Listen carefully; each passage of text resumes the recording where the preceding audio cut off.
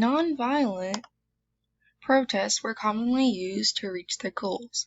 The SCLC's motto was, "Not one hair of one head of one person should be harmed." Actions such as boycotts, marches, and sit-in protested segregation and other injustices. Sit-ins happened when African American students sat at lunch counters reserved for white people. Those students were asked to move or leave. Instead, they simply sat there and did nothing. Sometimes they would get yelled at or injured.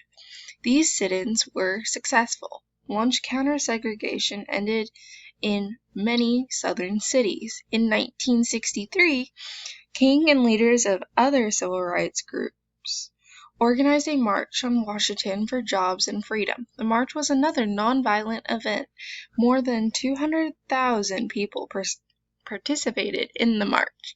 It was where King gave his famous "I Have a Dream" speech near Lincoln Memorial.